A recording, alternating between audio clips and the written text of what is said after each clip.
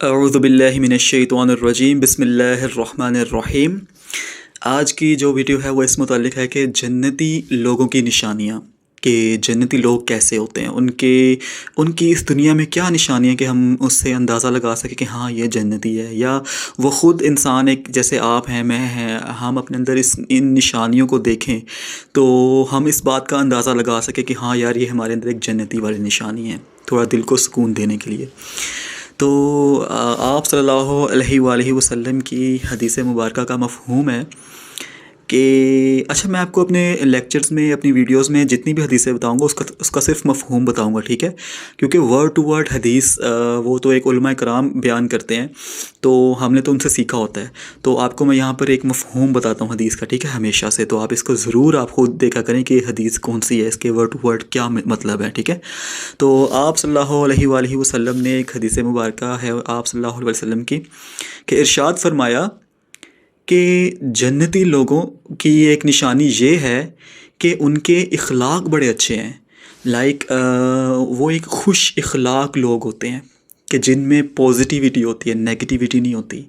अब इखलाक में बहुत सारी चीज़ें आ जाती हैं। इखलाक क्या सिर्फ़ आपका अपने शोहर के लिए ही होना चाहिए, अपनी बीवी के लिए होना चाहिए, या आपका सिर्फ़ अपने ख़ानदान वालों के लिए इखलाक होना चाहिए? नहीं, हर इंसान के साथ आपका इखलाक अच्छा हो, आपकी ज़बान अच्छी हो, जैसे कि आपके माँ बाप के साथ, आपके अपनी बीवी शोहर के साथ, अपने बच्चों के साथ आपका अच्छा इखलाक हो, आपके रिश्तेदारों के साथ, आपके इर्द गिर्द हमसायों के साथ। और सिर्फ़ इखलाक जो है ना, अच्छा इखलाक, इसका पता तब चलता है कि जब आप एक गुस्से वाले स्टेट में है ना, जैसे आपको गुस्सा चढ़ा हुआ है किसी बात का, तो इस वक्त सही पता चलता है जी कि आपका इखलाक क्या है।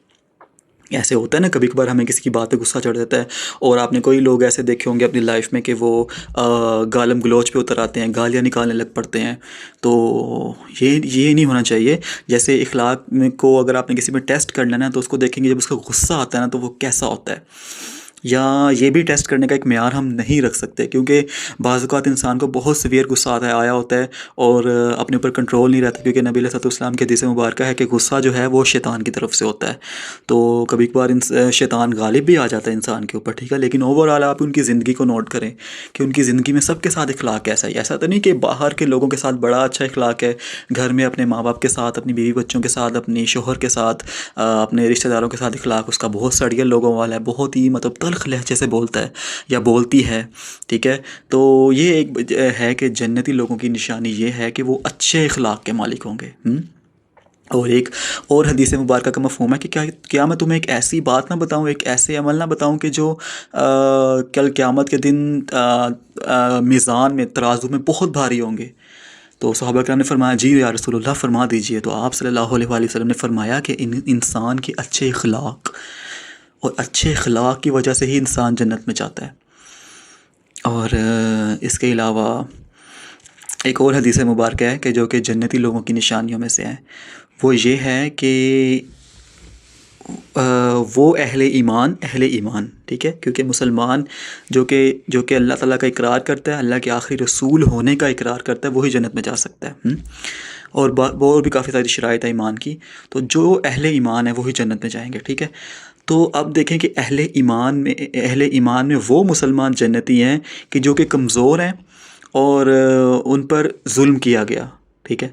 अब देखें, हमेशा एक बात याद रखें कि ज़िंदगी में सिर्फ़ दो चीज़ें होती हैं, या तो आप ज़ालिम बन जाएं या मज़लूम बन जाएं। तो ऐसे रास्तों में उलमा किराम फरमाते हैं कि देखो, मज़लूम बन जाना लेकिन ज़ालिम कभी ना बनना। किसी को गलत थप्पड़ भी मत मार देना बच्चा समझकर। किसी के अपनी ज़बान से कोई ऐसे अल्फाज भी ना निकाल देना कि जिससे किसी की दिल आज़ारी हो जाए। दिल तोड़ना बहुत बड़ा गुनाह है, मुझसे भी होता है, अल्लाह रहम फरमाए, आपसे भी होता है, अल्लाह रहम फरमाए।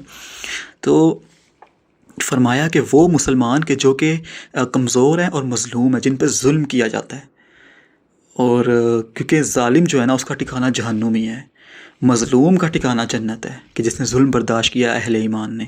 क्योंकि मोमिन की, अल्लाह ताला ने मोमिन के बारे में फ़रमाया कि जब मोमिन इस दुनिया में, जिसके अगर उसके तलवों में कांटा भी चुभता है ना, तो उसके बदले भी अल्लाह उसे गुनाह माफ़ कर देता है, उसके लिए रिलीफ़ हो जाता है आखिरत के दिन के लिए, उसके लिए जन्नत आसान कर दी जाती है। तो जिन्होंने यहाँ पर दुनिया में तकलीफ़ें बर्दाश्त की जो कि कमज़ोर रहे, तो उनके लिए जन्नत में जाना बहुत आसान है। जैसे हमारी तारीख उठा कर देख लें, मुसलमानों पे कितने मुसालिम हुए, मंगोल आए, यहूदी आए, ईसाई आए, मुसलमानों पर जुल्म किए। तो बिलाशुबा जिन पर जुल्म किया गया अहले ईमान पर, वो तो जन्नती हैं, उनमें कोई शक व शुबा ही नहीं है। और जो आपको मैंने पहले हदीस बयान की थी कि अच्छे अखलाक वाले मुसलमान जन्नत में जाएंगे, तो उसके आगे फरमाया कि जो लोग जहन्नुमी होंगे उनकी क्या निशानी होगी कि वो मजलिस में ना बहुत ही तकल्लुफ़ करेंगे। वो अपने आप को मतलब बहुत समझेंगे कि हम कुछ हैं। उनके दिल में लाइक थोड़ा तकब्बुर आ चुका होगा कि हम कुछ ना कुछ है। ये मफ़हूम बता रहा हूँ कि अब फ़र्ज़ कर लें कि जैसे एक इंसान को इंग्लिश बोलनी आती है, अब अगले वाले इंसान को नहीं आती। अब ये अपनी इंग्लिश का रोब झाड़ा उसके ऊपर बहुत ही ना मुश्किल से ज़बान मड़ोड़ मड़ोड़ के लफ्ज़ बोल रहा है, बहुत ही अपने आप को कुछ बताने की कोशिश कर रहा है कि मेरे पास नॉलेज है, मेरे पास इल्म है। तो ऐसा इंसान को नहीं होना चाहिए। ये जहन्नमियों की निशानी है। ठीक है, अपने अंदर आजिज़ी लेकर आए। और फरमाया कि जब तुम कोई कलाम करो तो देखो कि सामने जो आपके बैठे हुए ना मजलिस बैठी है, उनकी अक्ल के मुताबिक कलाम करो। ये मफ़हूम है हदीस मुबारक का कि आप सल्लल्लाहु अलैहि वसल्लम ने फरमाया कि जो तुम्हारे सामने बैठे हैं, आप देखो मेरे सामने बैठे हुए हैं ऐसे लोग कि जिनको इंग्लिश बोलनी नहीं आती, और मैं स्टेज पे चढ़ गया हूँ माइक पकड़ के कि हाँ मैं इंग्लिश में बात कर रहा हूँ। अब ना उनको कुछ समझ नहीं आ रही और उल्टा क्या मैसेज जा रहा है, ये जी अपना रोब झाड़ रहा है। ऐसा नहीं होना चाहिए इंसान को। अब आप अल्लामा इकबाल की जब हम मिसाल देखते हैं, क्योंकि दौरे हाजिर के मतलब कुछ सालों पहले ही उनका विसाल हुआ है, सदी पहले तकरीबन। तो उनकी आप जब देखेंगे ना कि उन्होंने जब शायरी लिखी है जवानों के लिए, तो कितने मुश्किल अल्फाज इस्तेमाल किए, कितनी मुश्किल उनकी लुगत थी और क्या क्या उन्होंने एक गहराई थी उनके हर एक लफ्ज़ के अंदर। लेकिन जब वो बच्चों के लिए लिखते थे तो बुलबुल, चिड़िया, तोता, इस तरह की मिसालें दिया करते थे। तो एक इंसान को, जो आपके ऑडियंस है, उनको ऐसी बात उनके सामने करो कि वो समझ सकें। ठीक है, आप देखें मेरी ऑडियंस सामने जितने बैठे होंगे, मुसलमान होंगे, हिंदू होंगे, ईसाई होंगे, तो मैं ऐसे अल्फाज का इंतखाब करता हूँ। मैं कोशिश करता हूँ कि उर्दू बोलूँ या हल्की फुल्की इंग्लिश बोलूँ, ताकि जिनको इंग्लिश नहीं आती उनको भी समझ आ जाए। या बहुत ही आहिस्ता बोल रहा होता हूँ, बहुत ही अच्छे अंदाज में बयान कर रहा हूँ, ताकि लोग सुन लें। ठीक है, तो ये होता है कि आपके अंदर इस चीज़ का होना चाहिए, मियाना रवैया इख्तियार करनी चाहिए इंसान को। बहुत ओवर भी ना हो जाए, बहुत तकब्बुर भी ना कर जाए अपने इल्म के ऊपर, और सिर्फ अपने आप को अपने दिल से गरूर और तकब्बुर को निकाल फेंके, अपनी मैं ख़त्म कर ले कि मैं कुछ हूँ, मेरे पास बहुत कुछ है। अल्लाह माफ़ करे इस चीज़ से। ये तकब्बुर होता है, गरूर और तकब्बुर, अल्लाह इससे बचाए। और एक और हदीस मुबारका का मफ़हूम या कुरान पाक की आयत है जो कि मेरे जहन में इस टाइम आ रही है कि जिसके दिल में राई के दाने के बराबर भी अगर तकब्बुर पाया गया तो वो जन्नत की खुशबू नहीं सूंघ सकता। तकब्बुर इतनी बुरी चीज़ है।